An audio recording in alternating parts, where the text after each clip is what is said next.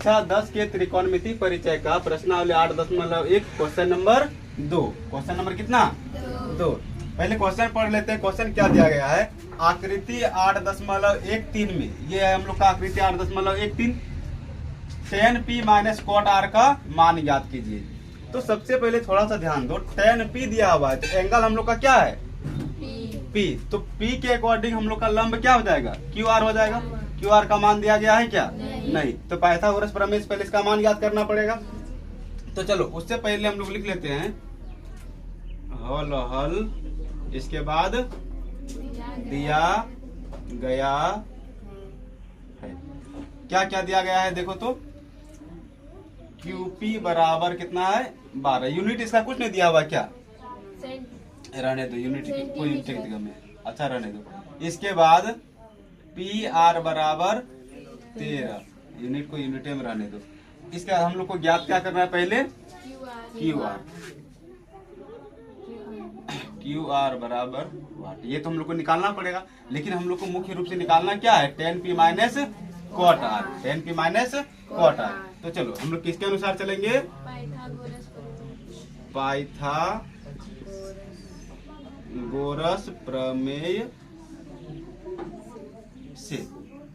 Pythagoras प्रमेय से क्या हो जाएगा, QR का स्क्वायर बराबर, QR का स्क्वायर मतलब कि ये आधार का स्क्वायर, अगर आधार का मान ज्ञात करेंगे तो ये कर्ण में से इसका मान क्या करना पड़ेगा, घटाना पड़ेगा। तो PR या फिर RP, तो PR का स्क्वायर माइनस में PQ का स्क्वायर है ना, PQ का स्क्वायर, इसका मान तो ज्ञात ही करना है। तो देखो QR का स्क्वायर बराबर में PR का मान कितना है 13, तो 13 का स्क्वायर घटा, इसका मान कितना है 12, तो 12 का स्क्वायर। अब देखो तो QR का स्क्वायर बराबर में 13 का स्क्वायर कितना हो जाएगा 169, घटा 12 का स्क्वायर 144। अगर इधर से अगर हम लोग QR को अकेला करेंगे तो इधर क्या हो जाएगा, रूट लग जाएगा, इसमें से इसको घटाएंगे कितना बचेगा 25 बचेगा। तो QR बराबर रूट 25 का मान कितना 5, रूट 25 का मान कितना निकल गया 5, यानी कि हम लोग का QR का मान कितना निकल गया 5 निकल गया। अब हम लोगों को तीनों भुजाओं का मान पता चल गया। इसके अनुसार से अब हम लोग tan p minus cot r का मान ज्ञात कर सकते हैं। तो चलो हम लोग लिखेंगे क्या, tan p minus cot r। तो बताओ tan का सूत्र क्या होता है, लंब बटे आधार, लंब बटे में आधार, और tan का ही जस्ट उल्टा क्या होता है, अरे tan का जस्ट उल्टा है cot होता है, तो इसका हो गया लंब बटे आधार, तो cot का हो जाएगा आधार बटे आधार बटे में लंब है, कटेगा कैसे, गुना थोड़ी है।